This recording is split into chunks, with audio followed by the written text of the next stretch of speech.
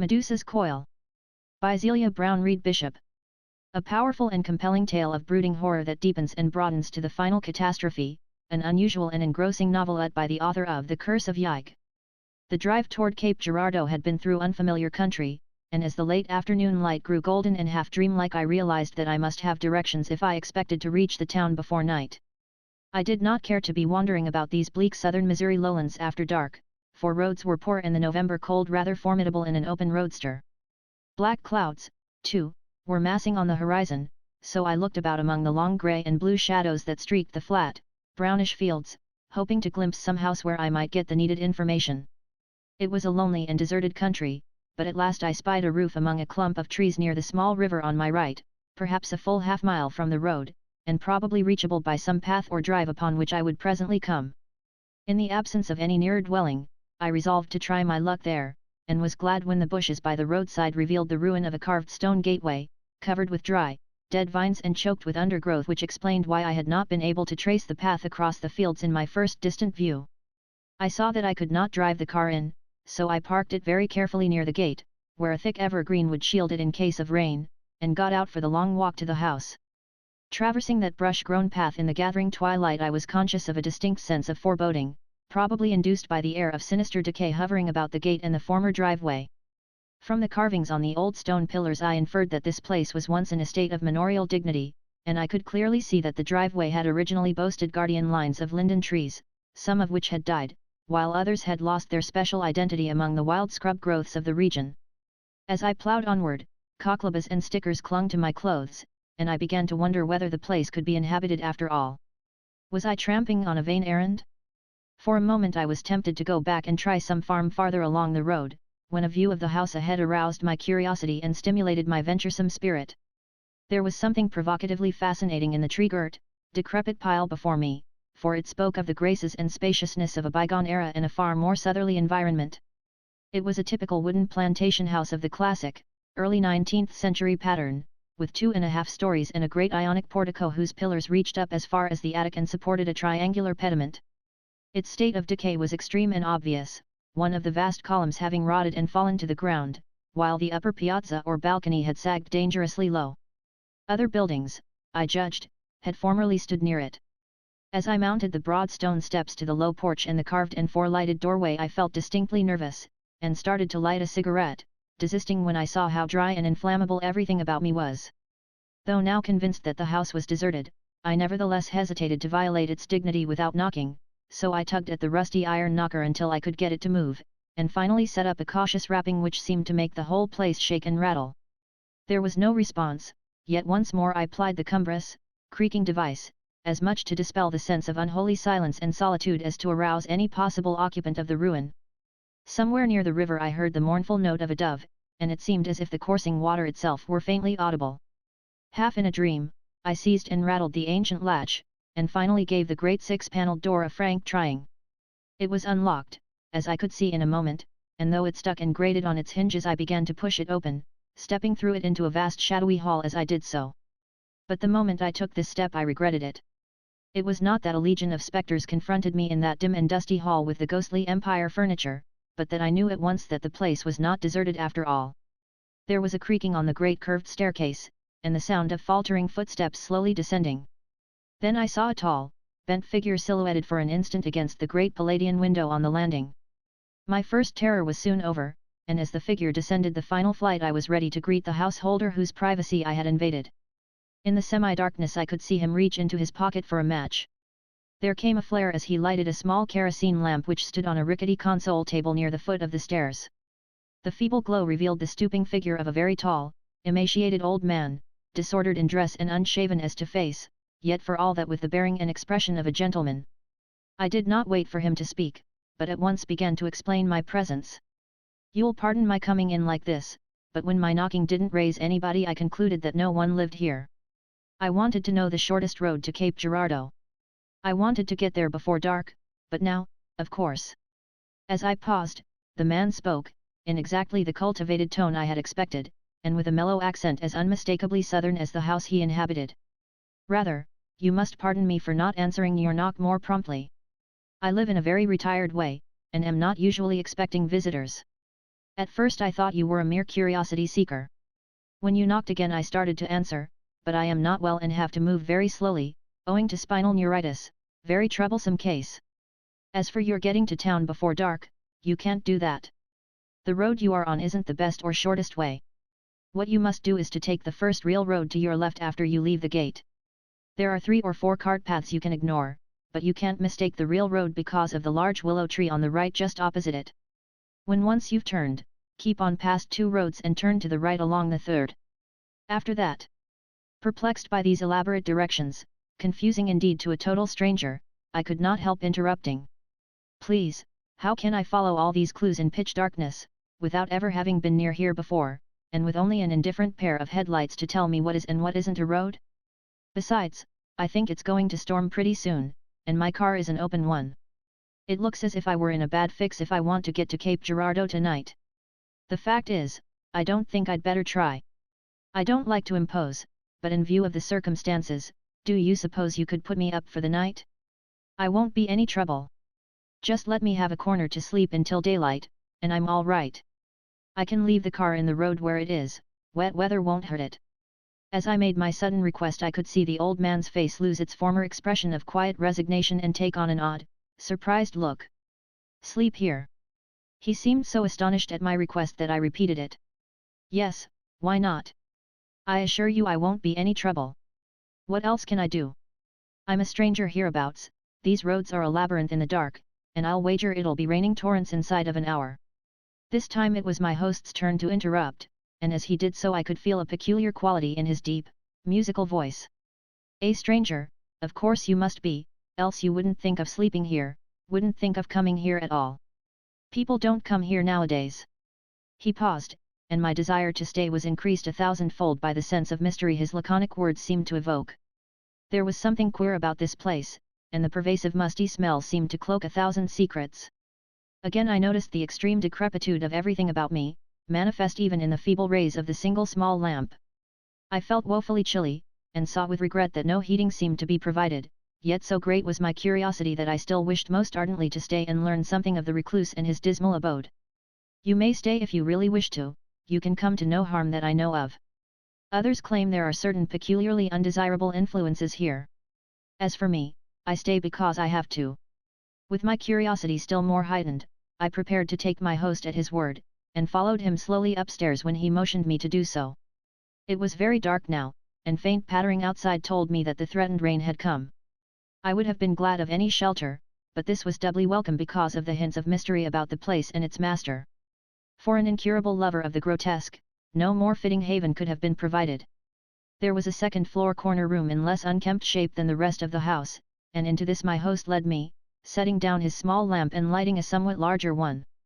From the cleanliness and contents of the room, and from the books ranged along the walls, I could see that I had not guessed amiss in thinking the man a gentleman of taste and breeding. He was a hermit and eccentric, no doubt, but still had standards and intellectual interests. As he waved me to a seat I began a conversation on general topics, and was pleased to find him not at all taciturn. If anything, he seemed glad of someone to talk to, and did not attempt to swerve the discourse from personal topics. He was, I learned, one Antoine de Russy, of an ancient, powerful and cultivated line of Louisiana planters.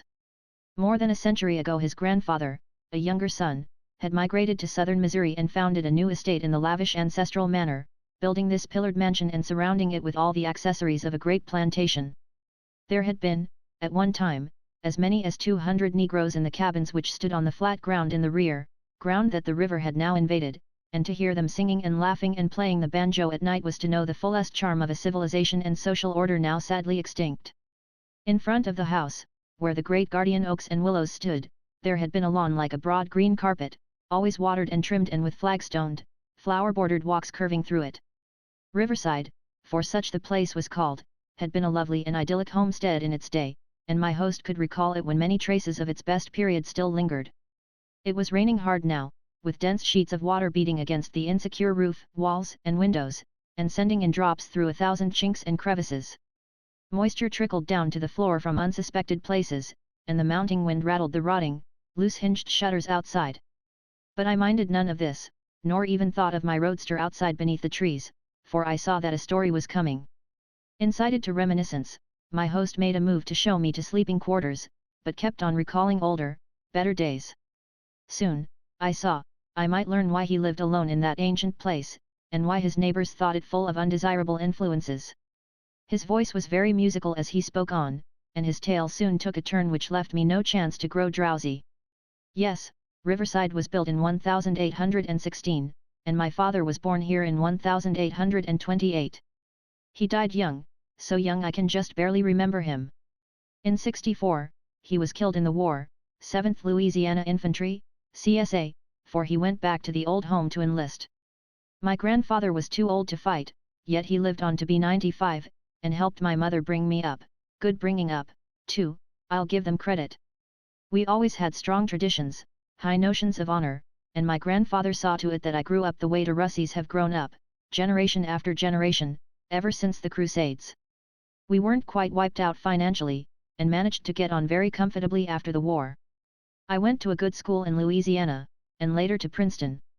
Later on I was able to get the plantation on a fairly profitable basis, though you see what it's come to now.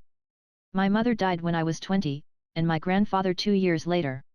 It was rather lonely after that, and in '85 I married a distant cousin in New Orleans. Things might have been different if she'd lived, but she died when my son Dennis was born. Then I had only Dennis. I didn't try marriage again, but gave all my time to the boy. He was like me, like all the DeRussies, darkish and tall and thin, and with the devil of a temper. I gave him the same training my grandfather had given me, but he didn't need much training when it came to points of honor. It was in him. Never saw such high spirit, all I could do to keep him from running away to the Spanish War when he was 11. Romantic young devil, too full of high notions, you'd call him Victorian, now, no trouble at all to make him let the nigger wenches alone. I sent him to the same school I'd gone to, and to Princeton, too. He was class of 1909. In the end he decided to be a doctor, and went a year to the Harvard Medical School. Then he hit on the idea of keeping to the old French tradition of the family, and argued me into sending him to the Sorbonne. I did, and proudly enough, though I knew how lonely I'd be with him so far off. Would to God I hadn't. I thought he was the safest kind of a boy to be in Paris. He had a room in the Rue Saint-Jacques, that's near the university in the Latin Quarter, but according to his letters and his friends he didn't cut up with the gayer dogs at all. The people he knew were mostly young fellows from home, serious students and artists who thought more of their work than of striking attitudes and painting the town red. But of course there were lots of fellows who were on a sort of dividing line between serious study and the devil, the aesthetes, the decadents, experimenters in life and sensation, the Baudelaire kind of a chap. Naturally, Dennis ran up against a good many of these, and saw a good deal of their life. They had all sorts of crazy circles and cults, imitation devil worship, false black masses, and the like. Doubt if it did them much harm on the whole, probably most of 'em forgot all about it in a year or two. One of the deepest in this queer stuff was a fellow Dennis had known at school, for that matter, whose father I'd known myself. Frank Marsh, of New Orleans. Disciple of Lafcadio Hearn and Gauguin and Van Gogh, regular epitome of the yellow 90s. Poor devil, he had the makings of a great artist, at that. Marsh was the oldest friend Dennis had in Paris, so as a matter of course they saw a good deal of each other, to talk over old times at St. Clair Academy, and all that. The boy wrote me a good deal about him, and I didn't see any especial harm when he spoke of the group of mystics Marsh ran with. It seems there was some cult of prehistoric Egyptian and Carthaginian magic having a rage among the Bohemian element on the left bank, some nonsensical thing that pretended to reach back to forgotten sources of hidden truth in lost African civilizations, the Great Zimbabwe, and dead Atlantean cities in the Hagar region of the Sahara, and that had a lot of gibberish connected with snakes and human hair. At least, I called it gibberish then. Dennis used to quote Marsh as saying odd things about the veiled facts behind the legend of Medusa's snaky locks, and behind the later Ptolemaic myth of Berenice, who offered up her hair to save her husband brother, and had it set in the sky as the constellation Coma Berenices. I don't think this business made much impression on Dennis until the night of the queer ritual at Marsh's rooms when he met the priestess. Most of the devotees of this cult were young fellows, but the head of it was a young woman who called herself Tanatisis, letting it be known that her real name, her name in this latest incarnation, as she put it, was Marceline Bedard. She claimed to be the left-handed daughter of Marquis de Chamois, and seemed to have been both a petty artist and an artist's model before adopting this more lucrative magical profession. Someone said she had lived for a time in the West Indies, Martinique, I think, but she was very reticent about herself. Part of her pose was a great show of austerity and holiness, but I don't think the more experienced students took that very seriously. Dennis, though, was far from experienced, and wrote me fully 10 pages of slush about the goddess he had discovered. If I'd only realized his simplicity I might have done something, but I never thought a puppy infatuation like that could mean much. I felt absurdly sure that Dennis' touchy personal honor and family pride would always keep him out of the most serious complications. As time went on, though, his letters began to make me nervous. He mentioned this Marceline more and more, and his friends less and less, and began talking about the cruel and silly way they declined to introduce her to their mothers and sisters. He seems to have asked her no questions about herself, and I don't doubt but that she filled him full of romantic legendary concerning her origin and divine revelations and the way people slighted her. At length I could see that Dennis was altogether cutting his own crowd and spending the bulk of his time with this alluring priestess. At her especial request he never told the old crowd of their continual meetings, so nobody over there tried to break the affair up. I suppose she thought he was fabulously rich, for he had the air of a patrician, and people of a certain class think all aristocratic Americans are wealthy. In any case, she probably thought this a rare chance to contract a genuine right-handed alliance with a really eligible young man. By the time my nervousness burst into open advice, it was too late. The boy had lawfully married her, and wrote that he was dropping his studies and bringing the woman to Riverside. He said she had made a great sacrifice and resigned her leadership of the magical cult, and that henceforth she would be merely a private gentlewoman, the future mistress of Riverside, and mother of Russies to come. Well, sir, I took it the best way I could. I knew that sophisticated continentals have different standards from our old American ones, and anyway, I really knew nothing against the woman. A charlatan, perhaps, but why necessarily any worse? I suppose I tried to keep as naive as possible about such things in those days, for the boy's sake. Clearly, there was nothing for a man of sense to do but to let Dennis alone so long as his new wife conformed to Russie ways. Let her have a chance to prove herself, perhaps she wouldn't hurt the family as much as some might fear. So I didn't raise any objections or ask any penitence. The thing was done, and I stood ready to welcome the boy back, whatever he brought with him. They got here 3 weeks after the telegram telling of the marriage. Marceline was beautiful, and I could see how the boy might very well get foolish about her. She did have an air of breeding, and I think to this day she must have had some strain of good blood in her.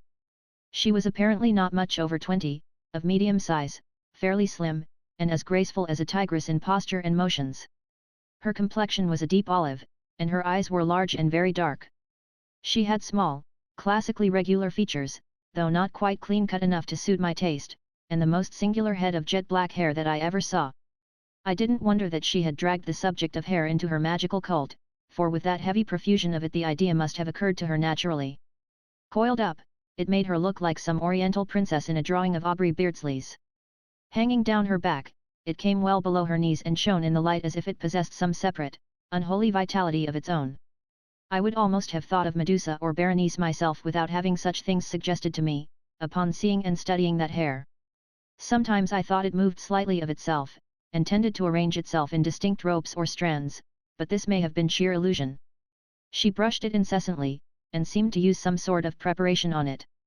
I got the notion once, a curious, whimsical notion, that it was a living thing which she had to feed in some strange way. All nonsense, but it added to my feeling of constraint about her and her hair.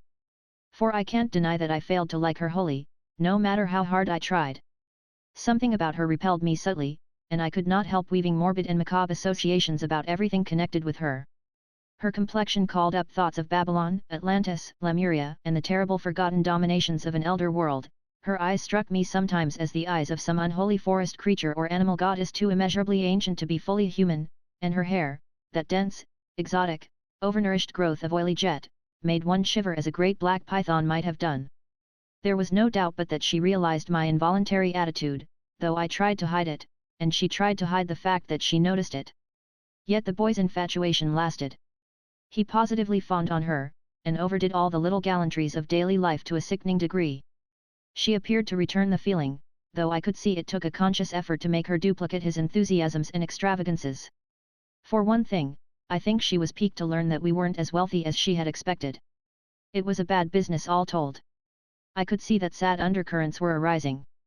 Dennis was half hypnotized with puppy love, and began to grow away from me as he felt my shrinking from his wife.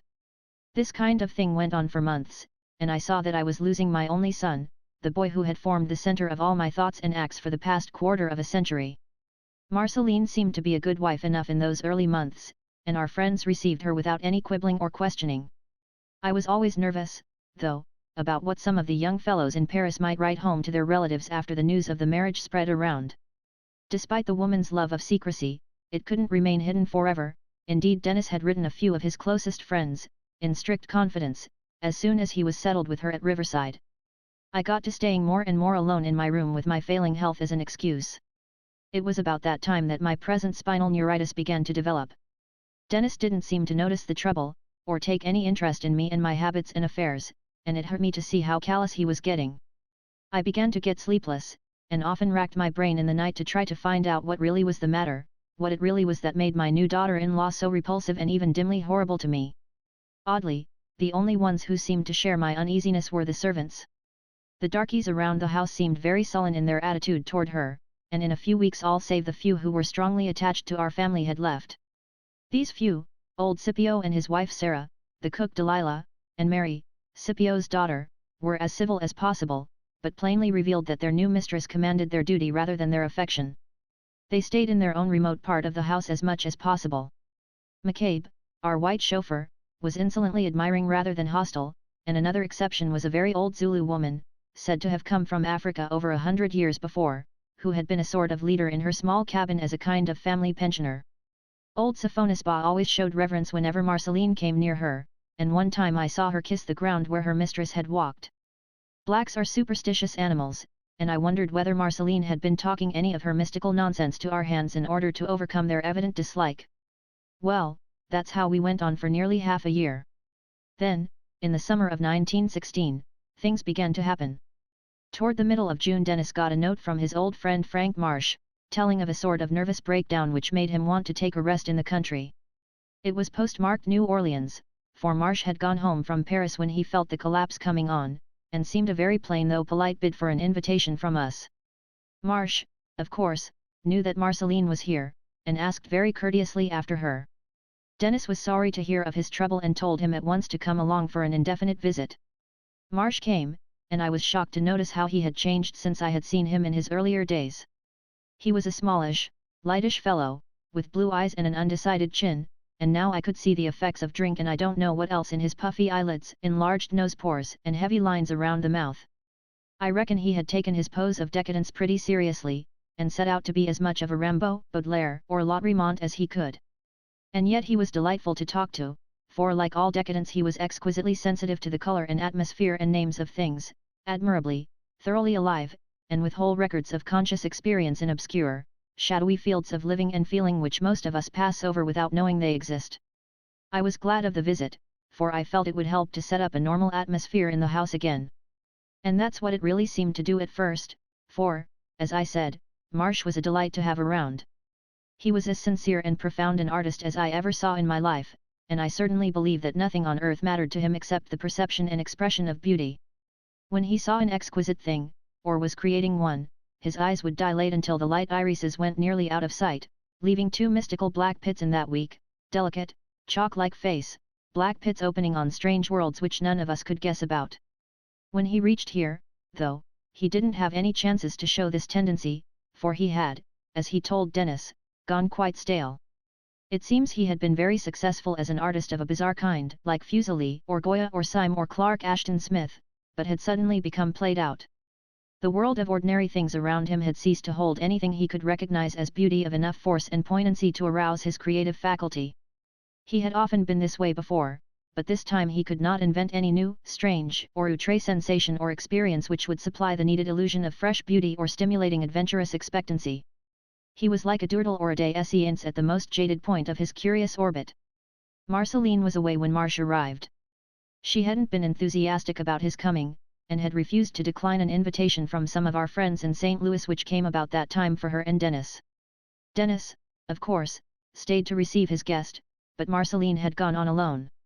It was the first time they had ever been separated, and I hoped the interval would help dispel the sort of daze that was making such a fool of the boy. Marceline showed no hurry to get back, but seemed to me to prolong her absence as much as she could. Dennis stood it better than one would have expected from such a doting husband, and seemed more like his old self as he talked over other days with Marsh and tried to cheer the listless aesthete up. It was Marsh who seemed most impatient to see the woman, perhaps because he thought her strange beauty, or some phase of the mysticism which had gone into her one-time magical cult, might help to reawaken his interest in things and give him another start toward artistic creation. That there was no baser reason, I was absolutely certain from what I knew of Marsh's character. With all his weaknesses, he was a gentleman, and it had indeed relieved me when I first learned that he wanted to come here because his willingness to accept Dennis' hospitality proved that there was no reason why he shouldn't. When, at last, Marceline did return, I could see that Marsh was tremendously affected. He did not attempt to make her talk of the bizarre thing which she had so definitely abandoned, but was unable to hide a powerful admiration which kept his eyes, now dilated in that curious way for the first time during his visit, riveted to her every moment she was in the room. She, however, seemed uneasy rather than pleased by his steady scrutiny, that is, she seemed so at first, though this feeling of hers wore away in a few days, and left the two on a basis of the most cordial and voluble congeniality. I could see Marsh studying her constantly when he thought no one was watching, and I wondered how long it would be that only the artist, and not the primitive man, would be aroused by her mysterious graces. Dennis naturally felt some irritation at this turn of affairs, though he realized that his guest was a man of honor and that, as kindred mystics and aesthetes, Marceline and Marsh would naturally have things and interests to discuss in which a more or less conventional person could have no part. He didn't hold anything against anybody, but merely regretted that his own imagination was too limited and traditional to let him talk with Marceline as Marsh talked. At this stage of things I began to see more of the boy. With his wife otherwise busy, he had time to remember that he had a father, who was ready to help him in any difficulty. We often sat together on the veranda watching Marsh and Marceline as they rode up or down the drive on horseback, or played tennis on the court that used to stretch south of the house. They talked mostly in French, which Marsh, though he hadn't more than a quarter portion of French blood, handled more glibly than either Dennis or I could speak it.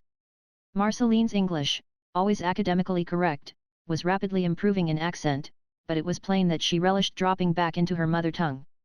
As we looked at the congenial couple they made, I could see the boy's cheek and throat muscles tighten, though he wasn't a whit less ideal a host to Marsh, or a whit less considerate a husband to Marceline. All this was generally in the afternoon, for Marceline rose very late, had breakfast in bed, and took an immense amount of time preparing to come downstairs. It was in these morning hours that Dennis and Marsh did their real visiting, and exchanged the close confidences which kept their friendship up despite the strain that jealousy imposed. Well, it was in one of those morning talks on the veranda that Marsh made the proposition which brought on the end.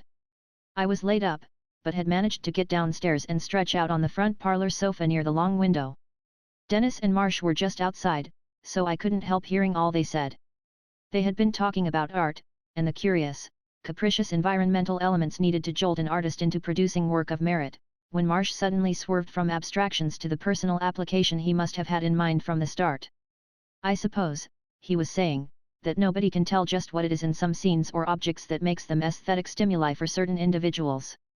Basically, of course, it must have some reference to each man's background of stored-up mental associations, for no two people have the same scale of sensitiveness and responses. For some of us all ordinary things have ceased to have any emotional or imaginative significance, but no one responds in the same way to exactly the same extraordinary thing. Now take me, for instance. I know, Denny, that I can say these things to you because you have such a preternaturally unspoiled mind, clean, objective, and all that. You won't misunderstand. The fact is, I think I know what's needed to set my imagination working again. I've had a dim idea of it ever since we were in Paris, but I'm sure now.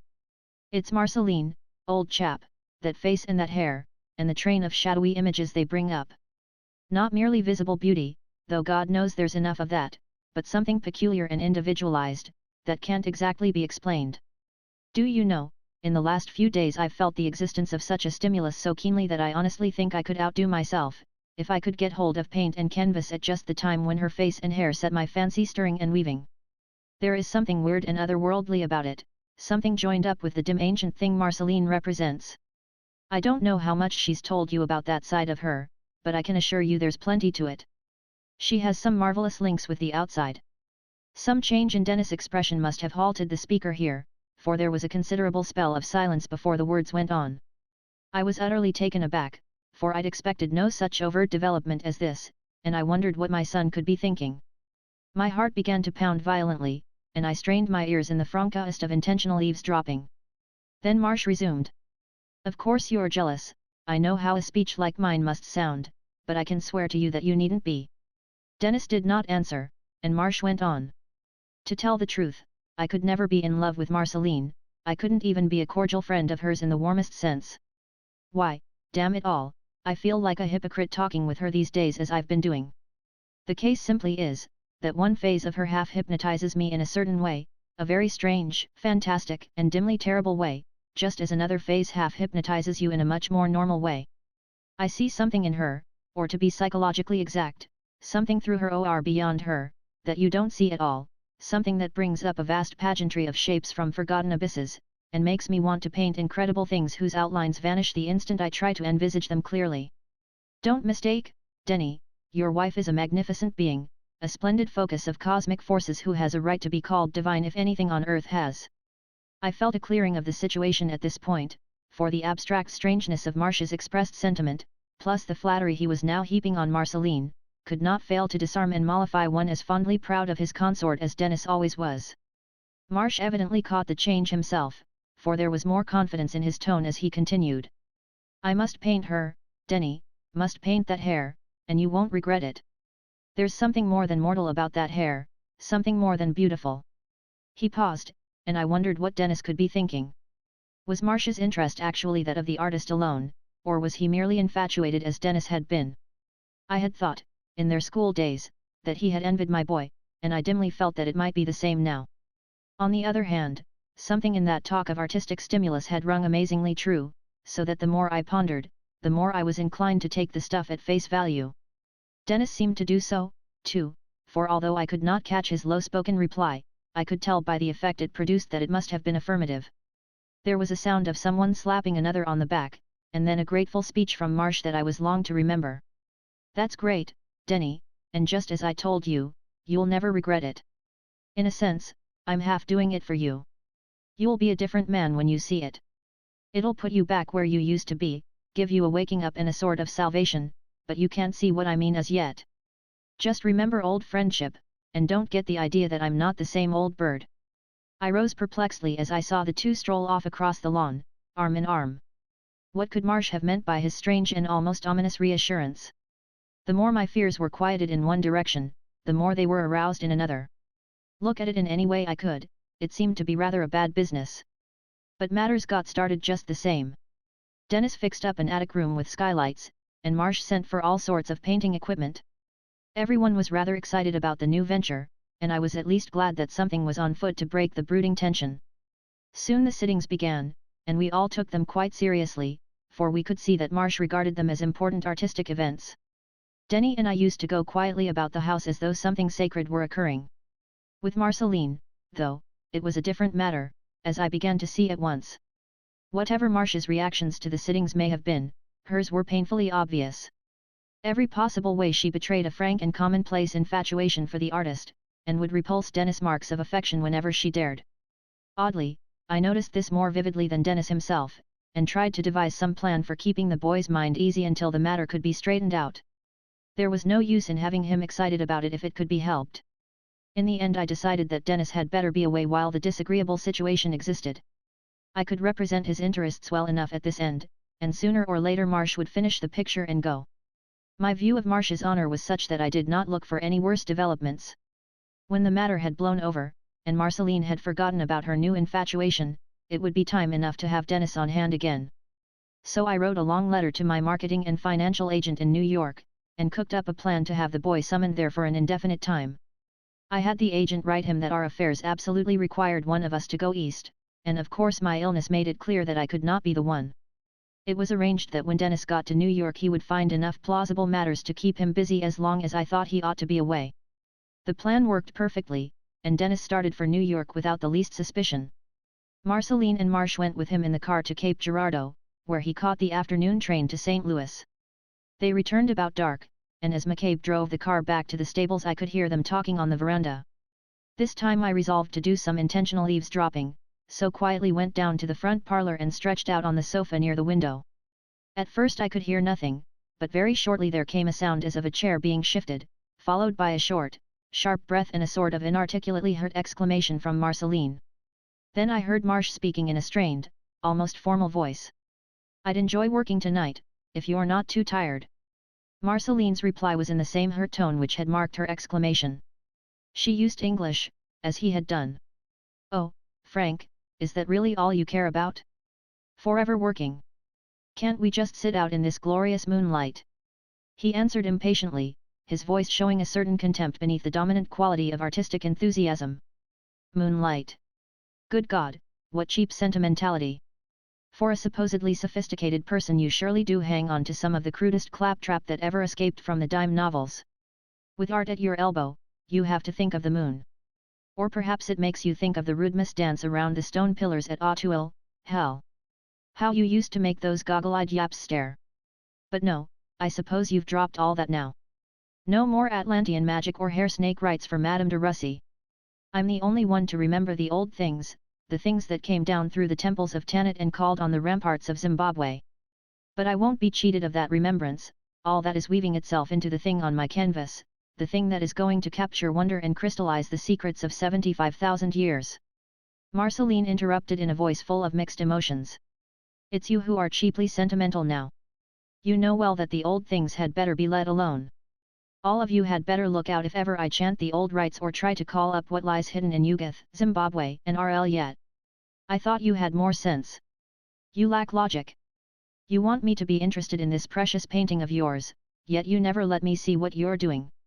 Always that black cloth over it. It's of me, I shouldn't think it would matter if I saw it." Marsh was interrupting this time, his voice curiously hard and strained. "No.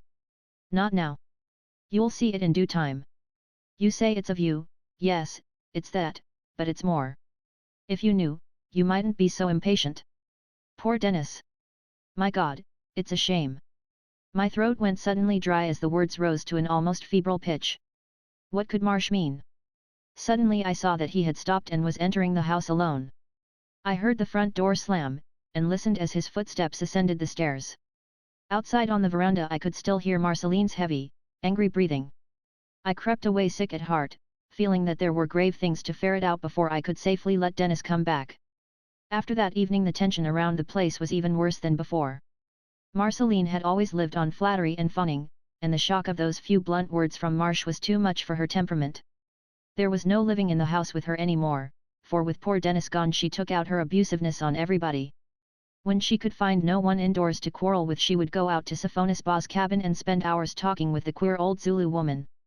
Aunt Sophie was the only person who would fawn abjectly enough to suit her, and when I tried once to overhear their conversation I found Marceline whispering about elder secrets and unknown Kadath while the negress rocked to and fro in her chair, making inarticulate sounds of reverence and admiration every now and then. But nothing could break her dog-like infatuation for Marsh. She would talk bitterly and sullenly to him, yet was getting more and more obedient to his wishes. It was very convenient for him, since he now became able to make her pose for the picture whenever he felt like painting. He tried to show gratitude for this willingness, but I thought I could detect a kind of contempt or even loathing beneath his careful politeness. For my part, I frankly hated Marceline. There was no use in calling my attitude anything as mild as mere dislike these days. Certainly, I was glad Dennis was away. His letters, not nearly so frequent as I wished, showed signs of strain and worry. As the middle of August went by I gathered from Marsh's remarks that the portrait was nearly done. His mood seemed increasingly sardonic, though Marceline's temper improved a bit, as the prospect of seeing the thing tickled her vanity. I can still recall the day when Marsh said he'd have everything finished within a week. Marceline brightened up perceptibly, though not without a venomous look at me.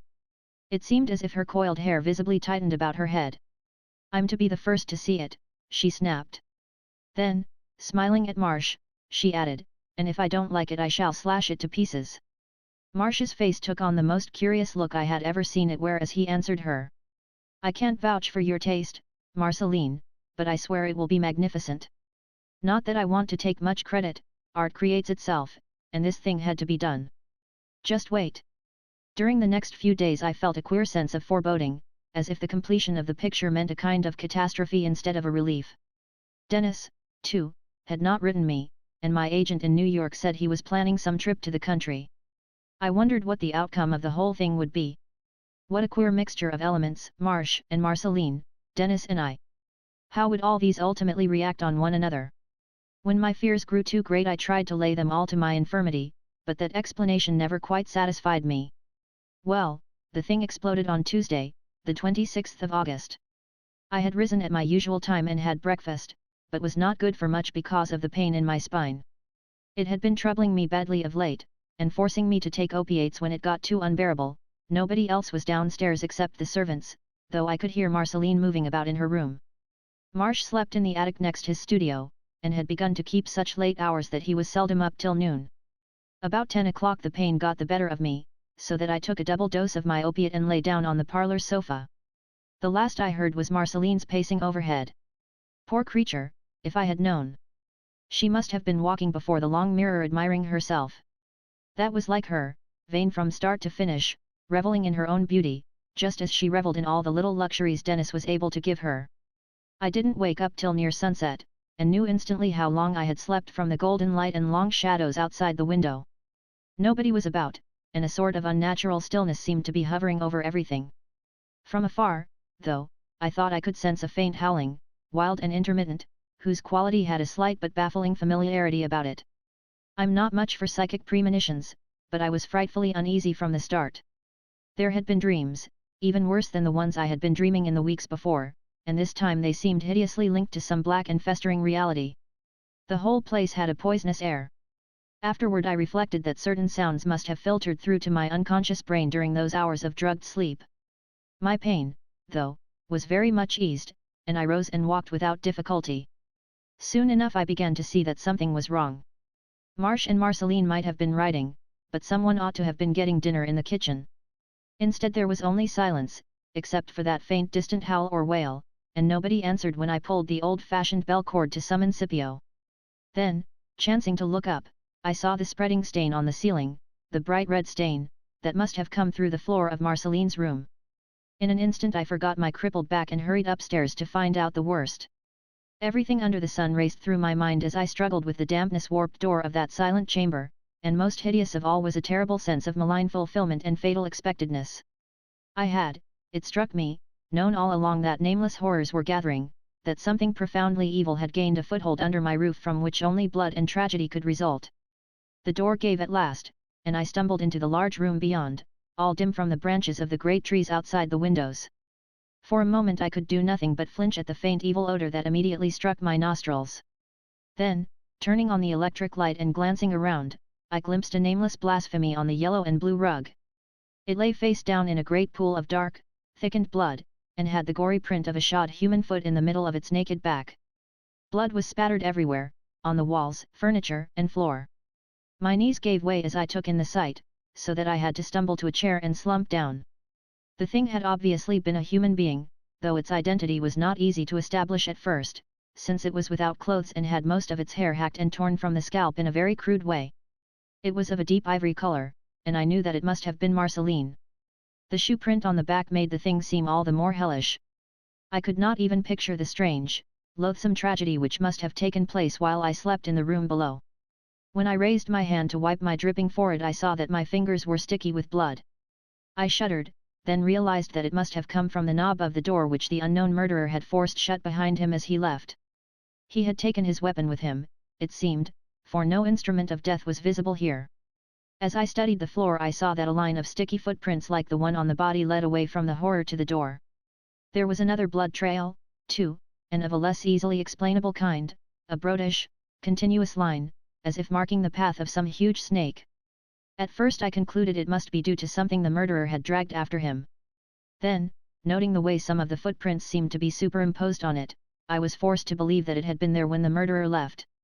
But what crawling entity could have been in that room with the victim and her assassin, leaving before the killer when the deed was done? As I asked myself this question, I thought I heard fresh bursts of that faint, distant wailing. Finally, rousing myself from a lethargy of horror, I got on my feet again and began following the footprints. Who the murderer was, I could not even faintly guess, nor could I try to explain the absence of the servants. I vaguely felt that I ought to go up to Marsh's attic quarters, but before I had fully formulated the idea I saw that the bloody trail was indeed taking me there. Was he himself the murderer? Had he gone mad under the strain of the morbid situation and suddenly run amok? In the attic corridor the trail became faint, the prints almost ceasing as they merged with the dark carpet. I could still, however, discern the strange single path of the entity which had gone first, and this led straight to the closed door of Marsh's studio, disappearing beneath it at a point about halfway from side to side. Evidently it had crossed the threshold at a time when the door was wide open. Sick at heart, I tried the knob and found the door unlocked.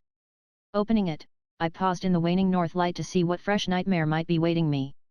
There was certainly something human on the floor, and I reached for the switch to turn on the chandelier.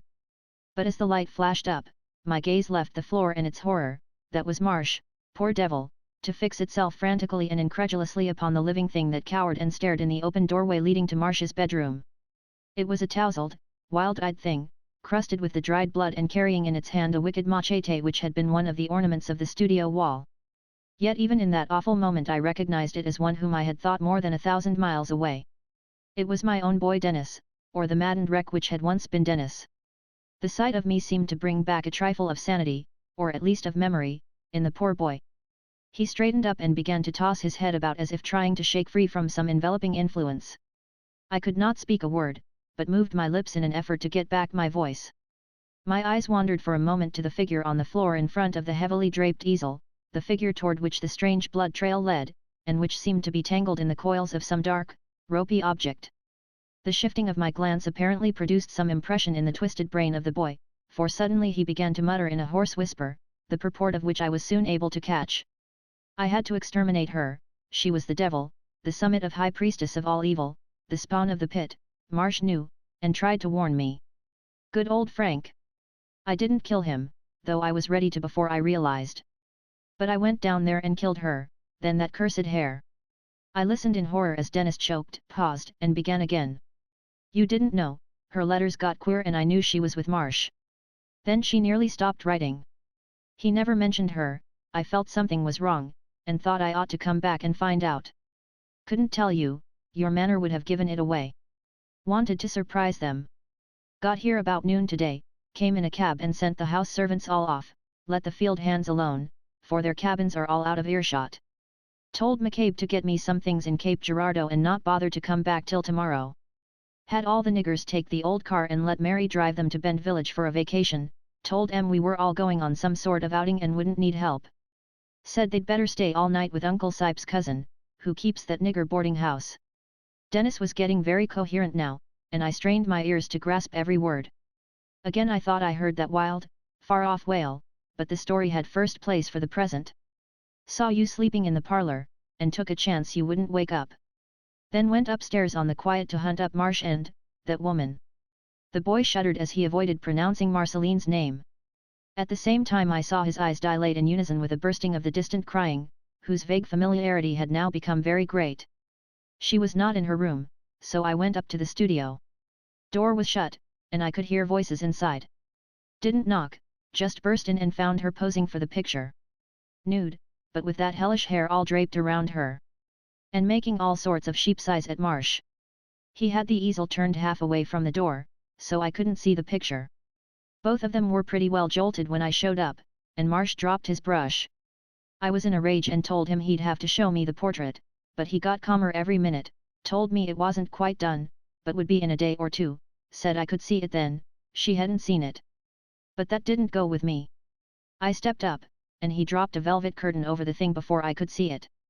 He was ready to fight before letting me see it, but she, stepped up and sided with me. Said we ought to see it.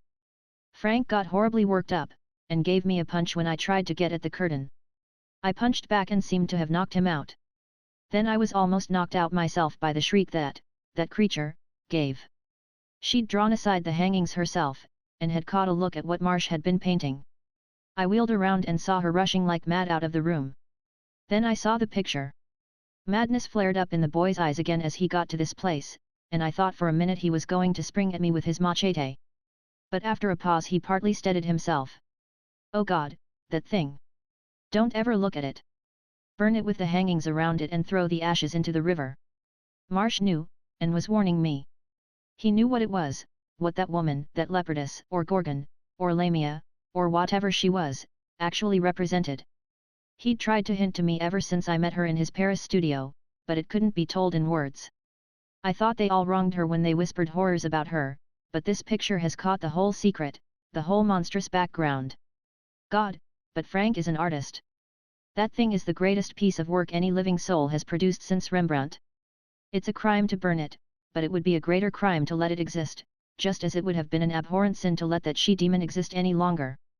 The minute I saw it I understood what she was, and what part she played in the frightful secret that has come down from the days of Thulhu and the Elder Ones, the secret that was nearly wiped out when Atlantis sunk, but that kept half alive in hidden traditions and allegorical myths and furtive, midnight cult practices.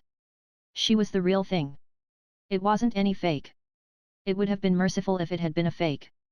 It was the old, hideous shadow that philosophers never dared mention, the thing hinted of in the Necronomicon and symbolized in the Easter Island colossi.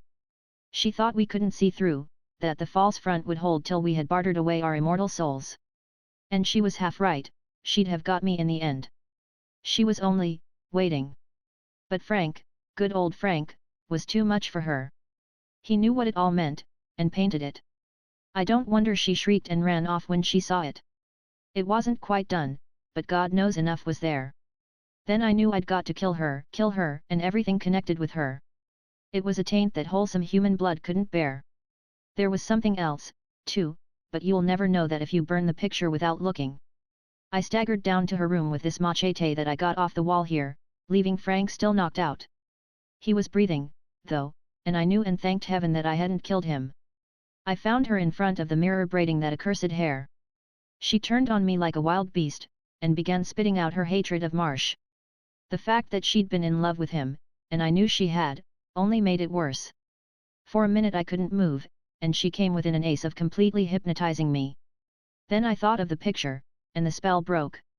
She saw the breaking in my eyes, and must have noticed the machete too. I never saw anything but a wild jungle beast look as she did then. She sprang for me with claws out like a leopard's, but I was too quick. I swung the machete, and it was all over. Dennis had to stop again there, and I saw the perspiration running down his forehead through the spattered blood. But in a moment he hoarsely resumed. I said it was all over, but God! Some of it had only just begun.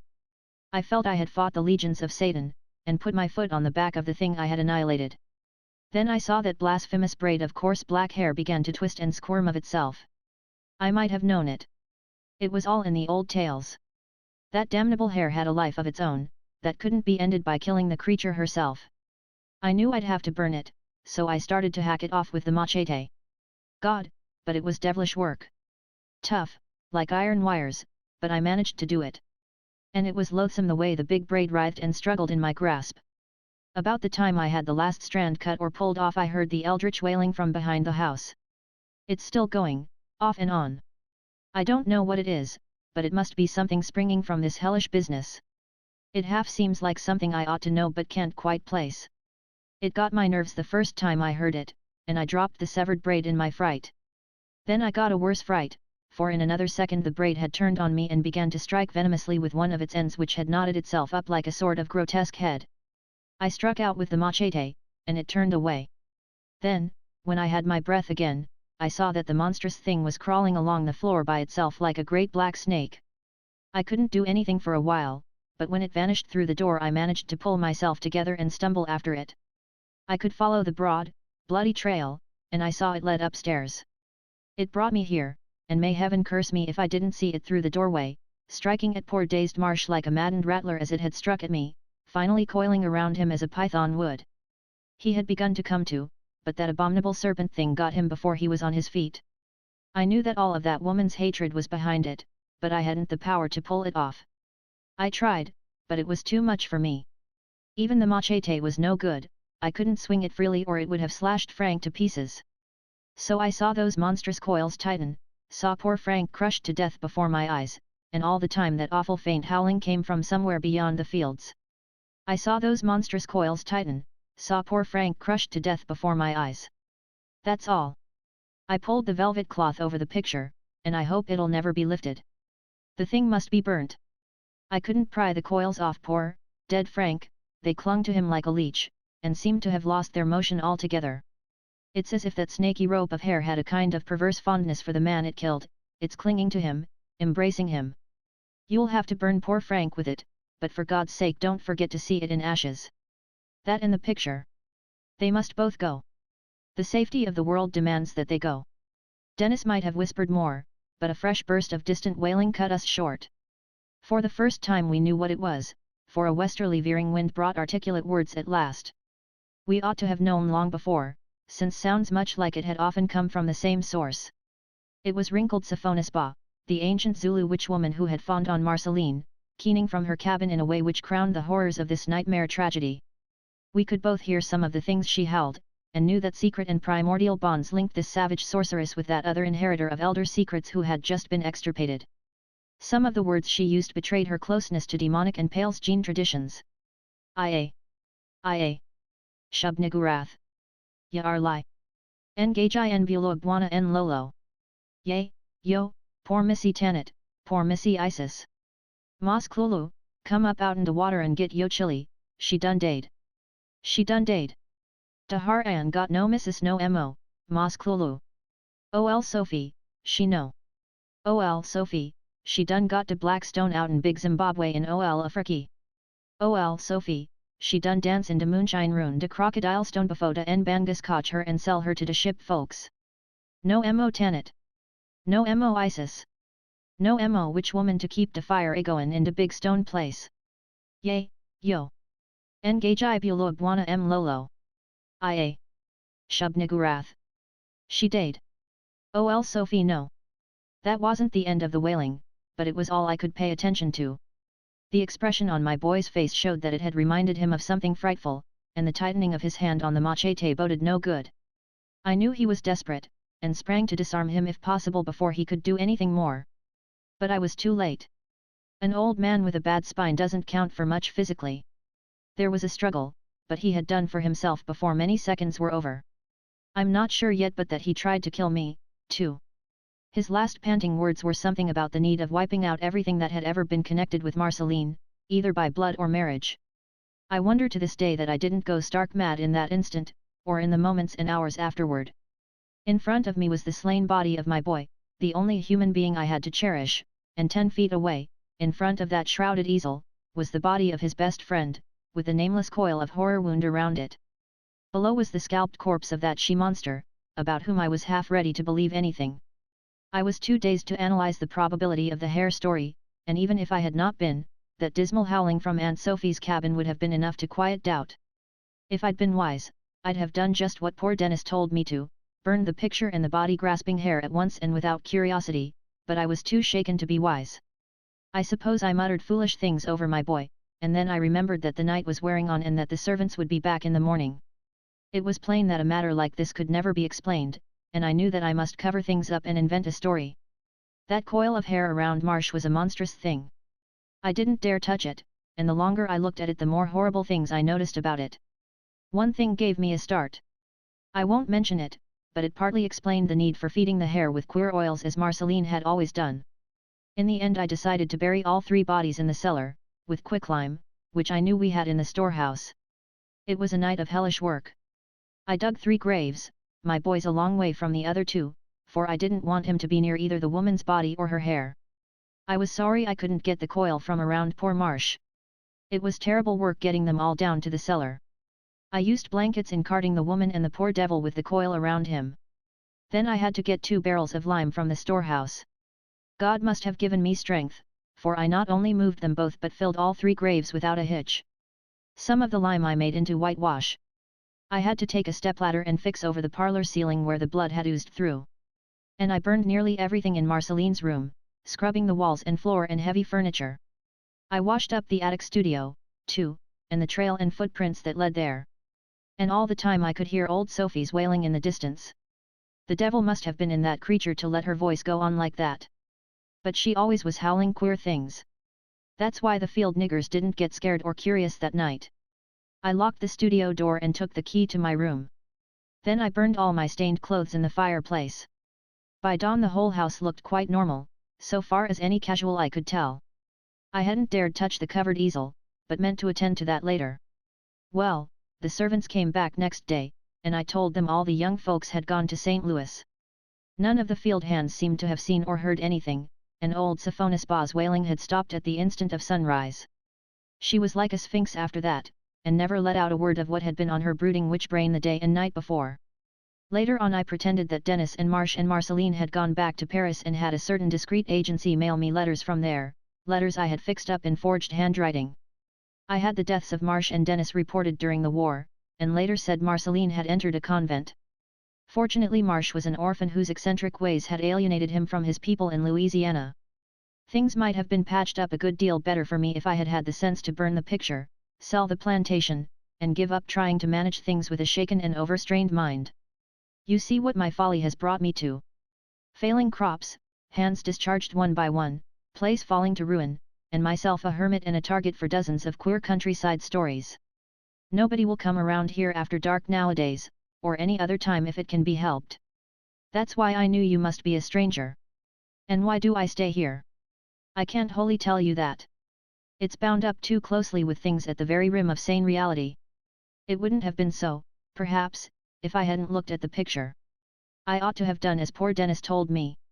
I honestly meant to burn it when I went up to that locked studio a week after the horror, but I looked first, and that changed everything. No, there's no use telling what I saw. You can, in a way, see for yourself presently, though time and dampness have done their work. I don't think it can hurt you if you want to take a look, but it was different with me. I knew too much of what it all meant.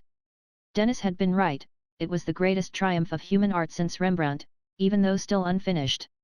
I grasped that at the start, and knew that poor Marsh had justified his decadent philosophy. He was to painting what Baudelaire was to poetry, and Marceline was the key that had unlocked his inmost genius. The thing almost stunned me when I pulled aside the hangings, stunned me before I half knew what the whole thing was. You know, it's only partly a portrait. Marsh had been pretty literal when he hinted that he wasn't painting Marceline alone, but what he saw through her and beyond her. Of course she was in it, was the key to it, in a sense, but her figure only formed one point in a vast composition. She was nude except for that hideous web of hair spun around her, and was half-seated, half-reclining on a sort of bench or divan, carved in patterns unlike those of any known decorative tradition. There was a monstrously shaped goblet in one hand, from which was spilling fluid whose color I haven't been able to place or classify to this day. The figure and the divan were in the left-hand foreground of the strangest sort of scene I ever saw in my life. I think there was a faint suggestion of its all being a kind of emanation from the woman's brain, yet there was also a directly opposite suggestion, as if she were just an evil image or hallucination conjured up by the scene itself. I can't tell you now whether it's an exterior or an interior, whether those hellish cyclopean vaultings are seen from the outside or the inside, or whether they are indeed carven stone and not merely a morbid fungus arborescence. The geometry of the whole thing is crazy, one gets the acute and obtuse angles all mixed up. And God! The shapes of nightmare that float around in that perpetual demon twilight. The blasphemies that lurk and leer and hold a witch's sabbat with that woman as a high priestess.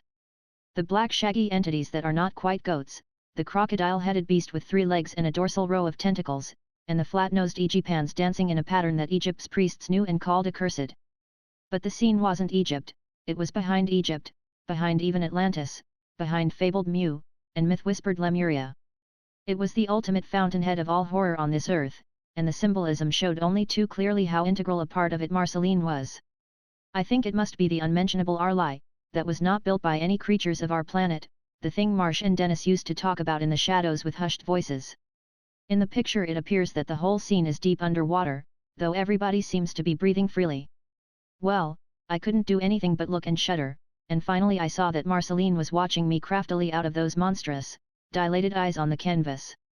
It was no mere superstition, Marsh had actually caught something of her horrible vitality in his symphonies of line and color, so that she still brooded and stared and hated, just as if most of her weren't down in the cellar under quicklime. And it was worst of all when some of those Hecate-born snaky strands of hair began to lift themselves up from the surface and grope out into the room toward me. Then it was that I knew the last final horror, and realized I was a guardian and a prisoner forever. She was the thing from which the first dim legends of Medusa and the Gorgons had sprung, and something in my shaken will had been captured and turned to stone at last.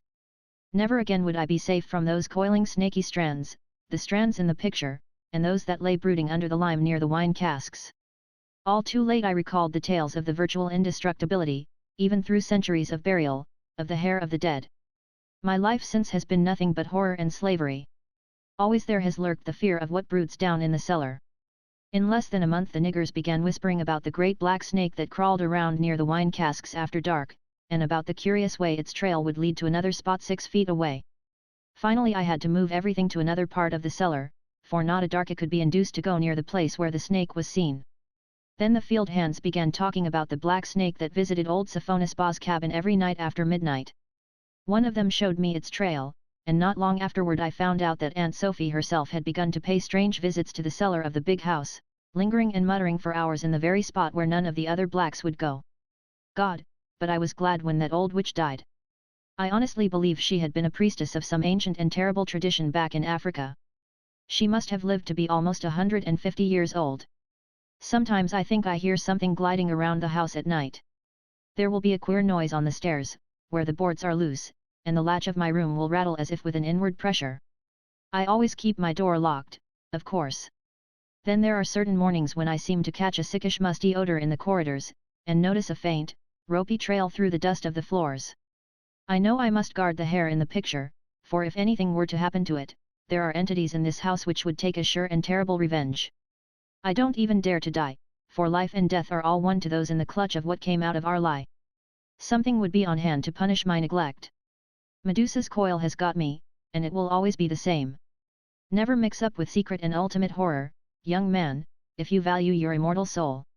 As the old man finished his story I saw that the small lamp had long since burned dry, and that the large one was nearly empty. It must, I knew, be near dawn, and my ears told me that the storm was over. The tale had held me in a half-daze, and I almost feared to glance at the door lest it reveal an inward pressure from some unnameable source. It would be hard to say which had the greatest hold on me, stark horror, incredulity, or a kind of morbid fantastic curiosity. I was wholly beyond speech and had to wait for my strange host to break the spell. Do you want to see the thing? His voice was very low and hesitant, and I saw he was tremendously in earnest. Of my various emotions, curiosity gained the upper hand, and I nodded silently. He rose, lighting a candle on a nearby table and holding it high before him as he opened the door. Come with me, upstairs. I dreaded to brave those musty corridors again, but fascination downed all my qualms. The boards creaked beneath our feet, and I trembled once when I thought I saw a faint, rope-like line traced in the dust near the staircase. The steps of the attic were noisy and rickety, with several of the treads missing. I was glad of the need of looking sharply to my footing, for it gave me an excuse not to glance about. The attic corridor was pitch black and heavily cobwebbed, an inch deep with dust except where a beaten trail led to a door on the left at the farther end. As I noticed the rotting remains of a thick carpet, I thought of the other feet which had pressed it in bygone decades, of these, and of one thing which did not have feet. The old man took me straight to the door at the end of the beaten path, and fumbled a second with the rusty latch. I was acutely frightened now that I knew the picture was so close, yet dared not retreat at this stage. In another moment my host was ushering me into the deserted studio. The candle light was very faint, yet served to show most of the principal features. I noticed the low, slanting roof, the huge enlarged dormer, the curios and trophies hung on the walls, and most of all, the great shrouded easel in the center of the floor. To that easel de Russie now walked, drawing aside the dusty velvet hangings on the side turned away from me, and motioning me silently to approach. It took a good deal of courage to make me obey, especially when I saw how my guide's eyes dilated in the wavering candlelight as he looked at the unveiled canvas. But again curiosity conquered everything, and I walked around to where de Russie stood. Then I saw the damnable thing. I did not faint, though no reader can possibly realize the effort it took to keep me from doing so. I did cry out, but stopped short when I saw the frightened look on the old man's face. As I had expected, the canvas was warped, moldy, and scabrous from dampness and neglect, but for all that I could trace the monstrous hints of evil cosmic outsideness that lurked all through the nameless scene's morbid content and perverted geometry. It was as the old man had said, a vaulted, columned hell of mingled black masses and witches' sabbats, and what perfect completion could have added to it was beyond my power to guess. Decay had only increased the utter hideousness of its wicked symbolism and diseased suggestion, for the parts most affected by time were just these parts of the picture which in nature, or in that extra-cosmic realm that mocked nature, would be likely to decay or disintegrate. The utmost horror of all, of course, was Marceline, and as I saw the bloated, discolored flesh I formed the odd fancy that perhaps the figure on the canvas had some obscure, occult linkage with the figure which lay in quicklime under the cellar floor. Perhaps the lime had preserved the corpse instead of destroying it, but could it have preserved those black, malign eyes that glared and mocked at me from their painted hell?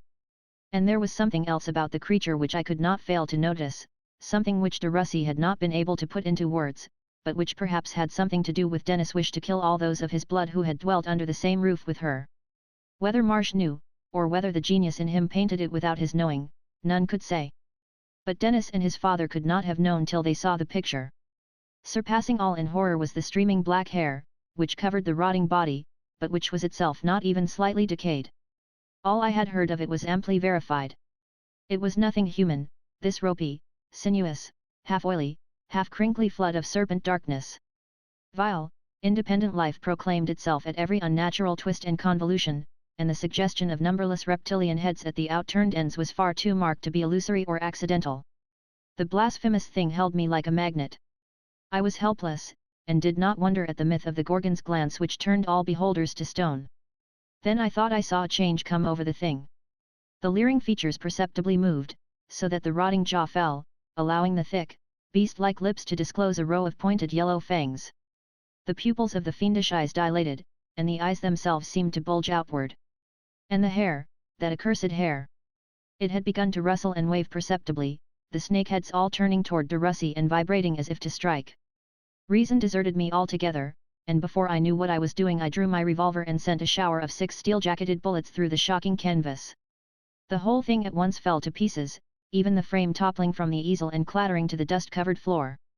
But though this horror was shattered, another had risen before me in the form of de Russy himself, whose maddened shrieks as he saw the picture vanish were almost as terrible as the picture itself had been.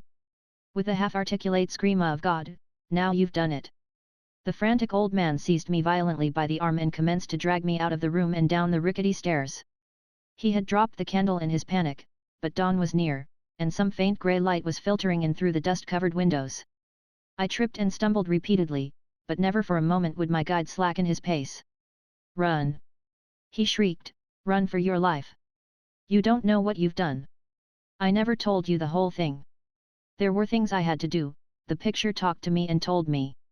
I had to guard and keep it, now the worst will happen.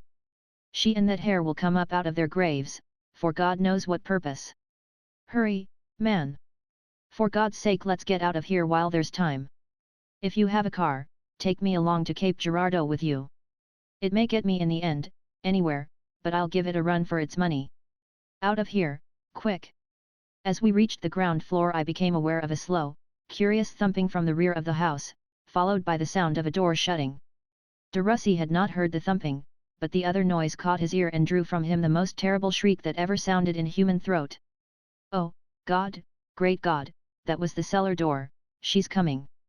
By this time I was desperately wrestling with the rusty latch and sagging hinges of the great front door, almost as frantic as my host, now that I heard the slow, thumping tread approaching from the unknown rear rooms of the accursed mansion. The night's rain had warped the oaken planks, and the heavy door stuck and resisted even more strongly than it had when I forced an entrance the evening before. Somewhere a plank creaked beneath the foot of whatever was walking, and the sound seemed to snap the last cord of sanity in the poor old man. With a roar like that of a maddened bull he released his grip on me and made a plunge to the right, through the open door of a room which I judged had been a parlour. A second later, just as I got the front door open and was making my own escape, I heard the tinkling clatter of broken glass and knew he had leapt through a window.